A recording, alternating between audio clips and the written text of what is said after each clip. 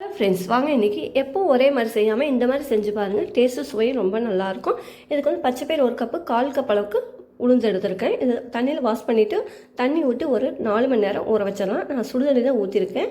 First தண்ணி ஊற்றும் போது நம்மளுக்கு 8 மணி நேரம் டைம் எடுக்கும். 4 மணி நேரம் ஊறிச்சா நல்லா சீக்கிரம் ஊறி இந்தளவுக்கு வந்துடும். இப்போ வந்து தண்ணி நல்லா வடிச்சிட்டு மிக்ஸி ஜாரில் சேர்த்துக்கலாம்.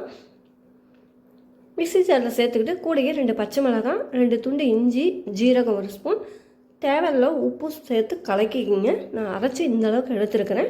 இப்போ வந்து வெங்காயம் கொஞ்சமாக சேர்த்துட்டு, மல்லித்தழை கொஞ்சமாக சால்ட்டு சேர்த்துட்டு நல்லா ஓரளவு தண்ணி பதத்துக்கு மாதிரி கலந்துக்கலாம். இந்தளவுக்கு இருந்தால் போதுமானதாக இருக்கும். இப்போ தோசைக்கல் காஞ்சதுக்கப்புறம் இந்த மாதிரி தோசை ஊற்றி பாருங்கள். கொஞ்சமாக மேலே லைட்டாக எண்ணெய் ஊற்றிட்டு திருப்பி போட்டு கொடுங்க. நல்லா செவந்து வரும். இதுக்கு தக்காளி விலை கம்மியாக இருக்குது. இந்த மாதிரி சட்னி செஞ்சு சர்வ் பண்ணி பாருங்கள். செம்ம டேஸ்ட்டாக இருக்கும். நீங்களும் இதே போல் ட்ரை பண்ணி பார்த்துட்டு எப்படி இருக்குது மறக்காமல் கமெண்ட்டில் சொல்லுங்கள். லைக் பண்ணுங்கள், ஷேர் பண்ணுங்கள். மறக்காமல் நிறைய சேனலையும் சப்ஸ்கிரைப் பண்ணி வச்சுக்கோங்க. சரி.